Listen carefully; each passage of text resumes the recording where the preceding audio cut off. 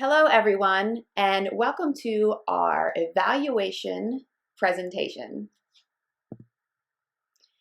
During this brief presentation, we are going to cover the following topics that correspond with our final evaluation report.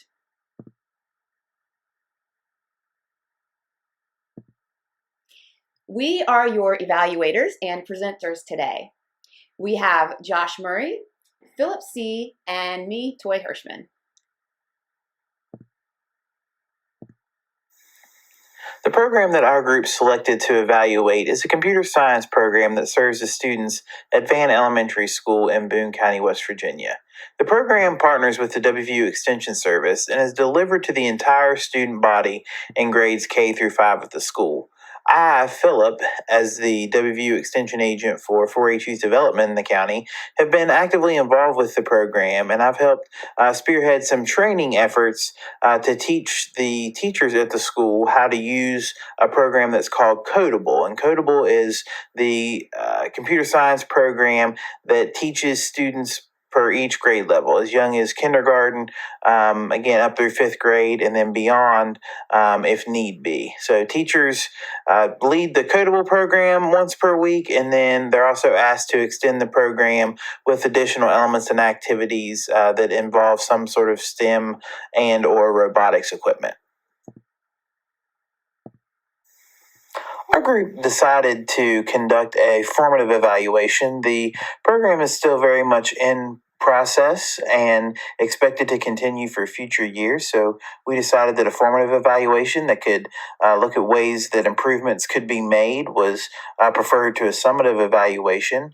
Our group also selected a process evaluation. So we thought that given the time and scope of the evaluation, that examining the process and how processes for the program could be improved and how program implementation could be improved were our best option.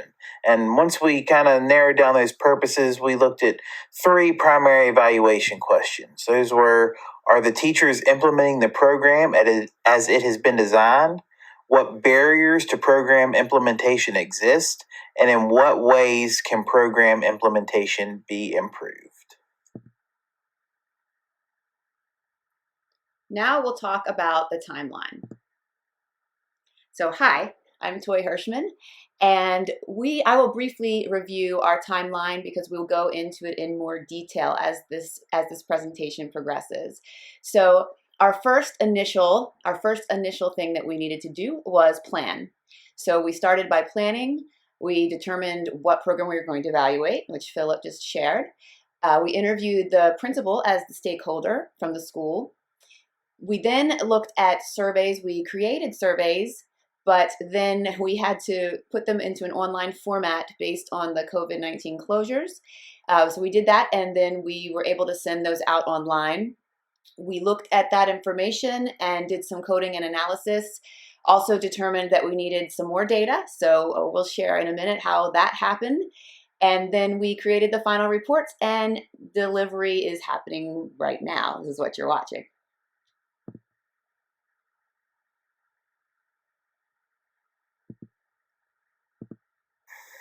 As we move on to begin discussing the methodology, we'll first take a look at our sample that we selected. Given the time and overall scope of this evaluation, we selected the teachers as our main source of data. Given that we had a brief time period and also that we were looking at doing a process evaluation that looked at the overall implementation and barriers to implementation of the program, we thought that the teachers would be our best source of data for that. So we identified the 9 teachers that are classroom teachers for grades K through 5 at Van Elementary School as our sample. To gather data, we developed a survey instrument. This survey was a mixed method survey with a focus on the qualitative data. So we did include some Likert scale questions with a small sample. We knew that we were not going to be able to perform any sort of meaningful statistical analysis using that data, but we still gathered it just to be able to better describe and compare that data that we did collect with our qualitative data. We did include 4 open-ended questions to get response from teachers, partially because this all had to be done online due to the COVID-19 pandemic closing down schools. We had a low response rate. We had 3 of the 9 teachers that responded to our survey. Our survey instrument also requested teachers to volunteer for a virtual interview, but none opted to do so. Since our group did not feel the teacher survey provided enough data for our study, a decision was made to interview me, even though I was not initially identified as a potential data source. I serve as a program manager and have been involved with the coding program at the school since its inception and have assisted with development, training, implementation, and evaluation. The other 2 members of our group conducted a virtual interview with me, and this provided our evaluation with an additional perspective and more qualitative data.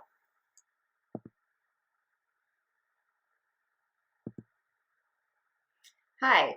So I'm going to talk about our analysis process briefly. And what we decided to do is use a business term called a SWOT analysis to look at our data and what we found. SWOT stands for strengths, weaknesses, opportunities, and threats. And you'll see how that works really perfectly with what we found. So first off, we'll start with the strengths. So these are some of the benefits of the program. So right off the bat, we found from our evaluation data, we found that teachers overall like the program. So great. We also found that students are generally engaged with the program and the STEM equipment, another great thing, right? And that resources are readily available in terms of some teacher support and some additional funding for the program to continue. Next, we take a look at some of the weaknesses or challenges that we uncovered. So the main ones are the need for more training. Teachers referenced this, and so did the program manager in our evaluation and our interviews. The teachers need more training. They need more time also. So there are a lot of things that teachers have to cram into their schedule. So time is definitely something that is needed to fully implement the program. And then the third is that there's no consistent structure for the delivery of the program. So from grade to grade and teacher to teacher, there isn't any mandated or any structure or set aside time for the coding program. So that becomes a weakness as well, because if you don't have time to fully implement, it can be frustrating. Next, we'll look at opportunities. So opportunities and our kind of moving forward sustainability for the program.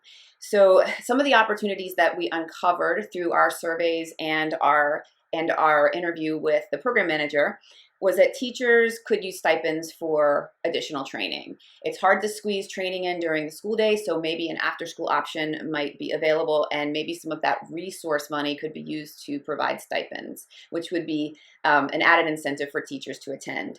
Additional support also from potentially an additional teacher or an additional extension agent that could add and help Phillip's efforts as teachers are being trained and coming online. And then the need for additional teacher empowerment. This program is naturally empowering for teachers, and they spoke to this in their surveys. But if teachers knew a little bit more, and this kind of goes with the training, if teachers knew a little bit more, they might be able to be more creative with it and really ramp it up. So then finally, the threats or barriers to the program. So these are the things that could potentially derail the program if they're not addressed or if they're not watched out for.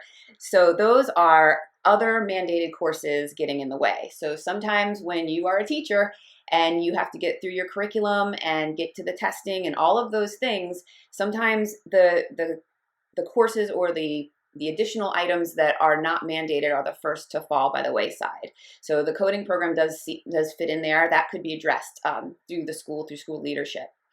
Also, another barrier or threat is the large class size. Apparently there was a consolidation not too long ago and no new teachers were hired. So we're looking at classroom sizes of almost 30 students, which in an elementary school can be rather challenging, especially when you're trying to get all of those students on a computer and find time and space for that.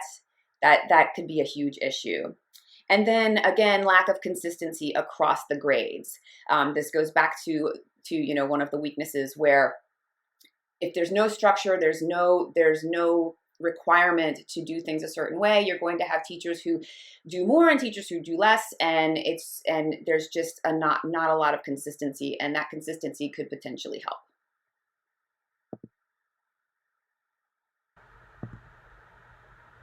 So results. Overall, we found 4 really big things that are important in our evaluation.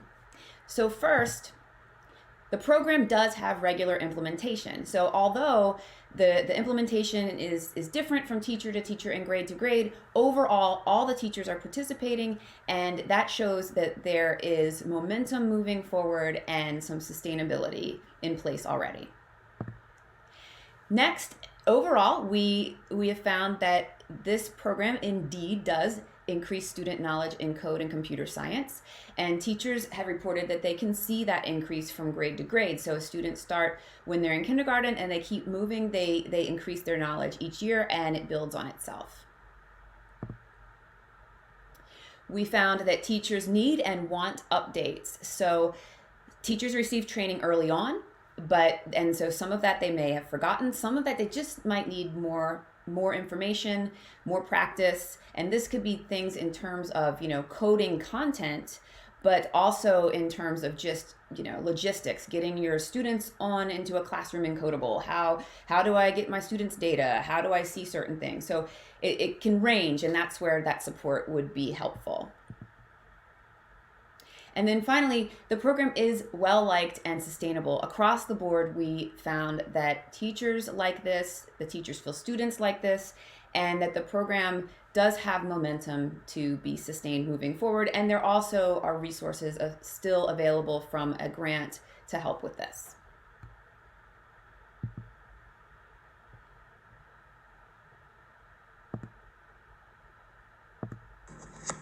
Recommendations. Due to the low teacher response rate, the evaluation team has exercised caution in making program recommendations.